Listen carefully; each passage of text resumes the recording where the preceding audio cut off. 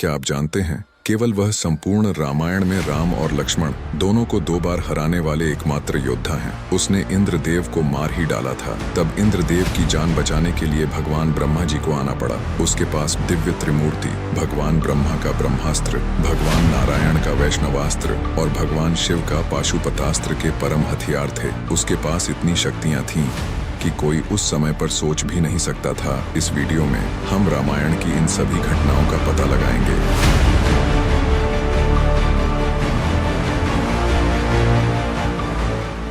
मेघनाद, जिसे इंद्रजीत विशेषण से भी जाना जाता है, रावण का सबसे बड़ा पुत्र था। इंद्रजीत, जिसने इंद्रलोक पर विजय प्राप्त की। उन्हें शक्रजीत, रवानी, वासवजीत, वृदानंद और घनानंद के नाम से भी जाना जाता है। उसके जन्म के बाद उसका नाम मेघनाद रखा गया, क्योंकि उसकी रोने की आवाज बादलों के गड़गड़ाहट की तरह सुनाई देती थी।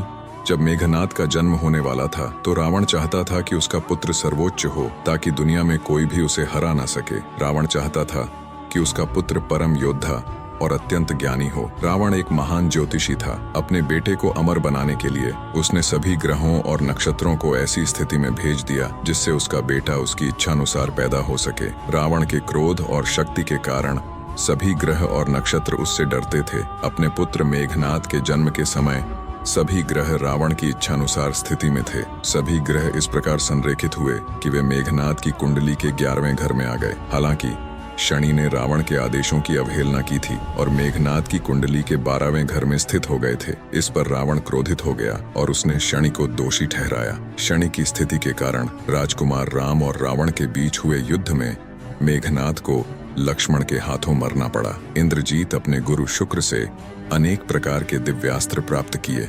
इंद्रजीत जादुई युद्ध, जादू टोना और तंत्र में भी विशेषज्ञ था। मूल महाकाव्य में उनकी पत्नी का उल्लेख नहीं है। हालांकि महाकाव्य के बाद के संस्करणों में नागों के राजा शेष नाग की बेटी सुलोचना का उल्लेख उनकी पत्नी के रूप में किया गया है। देवताओं और रावण के बीच युद्ध के दौरान स्वर्ग के राजा इंद्र ने अन्य सभी देवताओं के साथ मिलकर रावण को पकड़ लिया। अपने पिता को बचाने के लिए मेघनाद ने इंद्र को कमर से पकड़ लिया। वह इंद्र को खींचकर अपने दिव्य रथ तक ले गया और उसे कमर से कसकर पकड़ लिया। वह इंद्र को बंदी बनाकर लंका के महल में ले आया। मेघनाद ने इंद्र को वर्षों तक अपने निवास में बंद रखा और उन्हें शारीरिक और मानसिक रूप से प्रताड़ित किया। रावण और मेघनाद ने इंद्र को मारने का फैसला किया। इस समय ब्रह्मा ने हस्तक्षेप किया और मेघनाद से इंद्र को मुक्त करने के लिए कहा। मेघनाद को बाध्य होना पड़ा और उसे ब्रह्मा से वरदान मांगने का मौका दिया गया। मेघनाद ने अमृता मांगी, लेकिन ब्रह्मा ने टिप्पणी की कि पूर्ण अमृता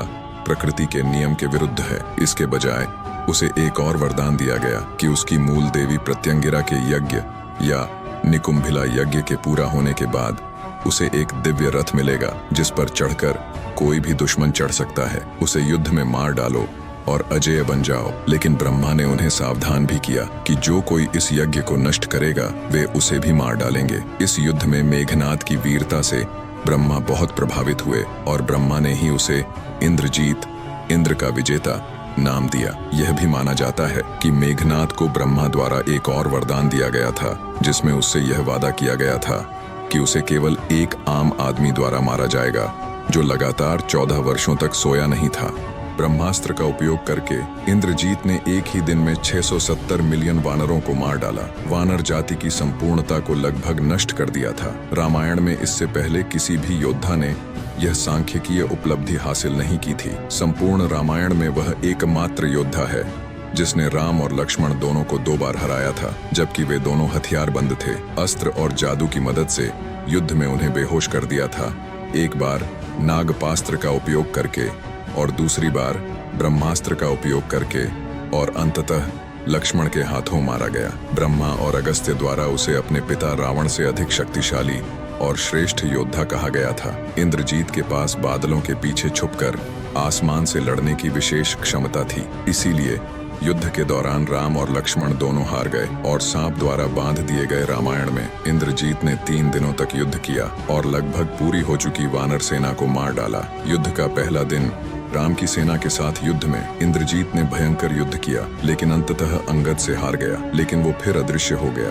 अदृश्य होने के बाद इंद्रजीत ने सुग्रीव की सेना पर हमला किया और फिर लक्ष्मण के साथ भीषण युद्ध किया। अंततः भगवान राम ने इंद्रजीत को घायल कर दिया, जिसके बाद इंद्रजीत ने राम और लक्ष्मण को बांधने के लिए सांपों के जाल का इस्तेमाल किया। हनुमान के आदेश पर गरुड़ ने उन्हें बचाया और इस तरह इंद्रजीत के जाल से बच गए। युद्ध का दूसरा दिन जब इंद्रजीत को पता चला कि राम और लक्ष्मण अभी भी जीवित हैं, तो वह क्रोधित हो गया और उनमें से एक को मारने की कसम खाई। युद्ध के दौरान उसने सुग्रीव की सेनाओं पर हमला करने के लिए अपनी जादुई शक्तियों का इस्तेमाल किया। इंद्रजीत ने जादू टोना और मायावी युद्ध का प्रयोग करते हुए लक्ष्मण के साथ भयंकर युद्ध किया। लाख कोशिशों के बावजूद वह लक्ष्मण को हरा नहीं सका। अंत में उसने एक शक्तिशाली हथियार से लक्ष्मण को घायल कर दिया, लेकिन हनुमान ने एक जादुई जड़ी बूटी लाकर उसे बचा लिया। यह ध्यान रखना महत्वपूर्ण है कि केवल लक्ष्मण घायल हुए थे, क्योंकि एक अदृश्य योद्धा के खिलाफ लड़ना नैतिक कर्तव्य के खिलाफ है। युद्ध का तीसरा दिन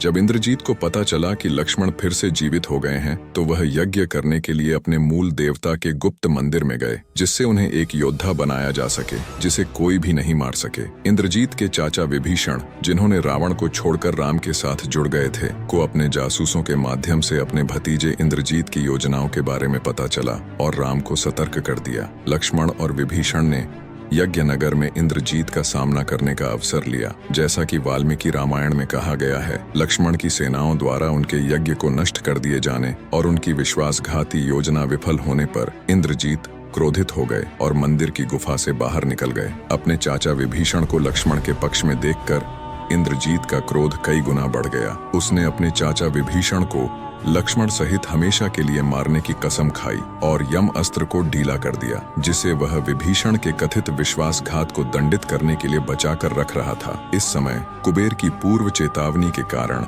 लक्ष्मण ने यम अस्त्र का मुकाबला करते हुए विभीषण की रक्षा की।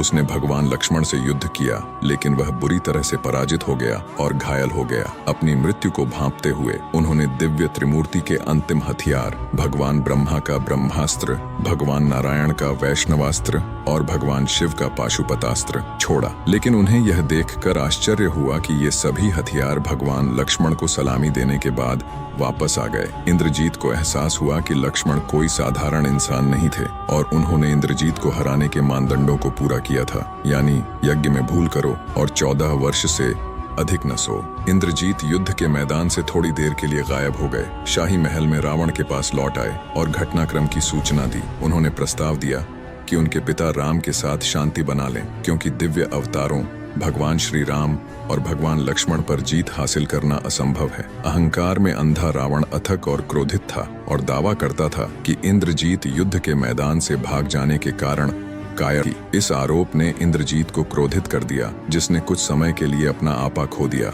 जिससे शक्तिशाली रावण के दिल में भी डर पैदा हो गया और उसने माफी मांगी और अपने पिता को स्पष्ट किया कि एक बेटे के रूप में उसका प्राथमिक कर्तव्य अपने पिता के सर्वोत्तम हितों की सेवा करना है और यहाँ तक कि मृत्यु के सामने भी वह ऐसा करेगा। रावण को कभी मत छोड़ना। युद्ध में लौटने की तैयारी करते हुए और यह जानते हुए कि उन्हें वास्तव में एक स्वर्गीय अवतार के हाथों मृत्यु का सामना करना पड़ा, इंद्रजीत ने अपने माता पिता और अपनी पत्नी को अंतिम अलविदा कहा। वह युद्ध के मैदान में लौट आया और मायावी युद्ध और जादू टोना दोनों में अपनी पूरी कुशलता के साथ लक्ष्मण से युद्ध किया। इंद्रजीत के तीरों ने लक्ष्मण को नुकसान पहुंचाने से इनकार कर दिया, क्योंकि लक्ष्मण शेष के अवतार थे। लक्ष्मण ने अंजलिकास्त्र से इंद्रजीत का सिर काटकर उसे मार डाला।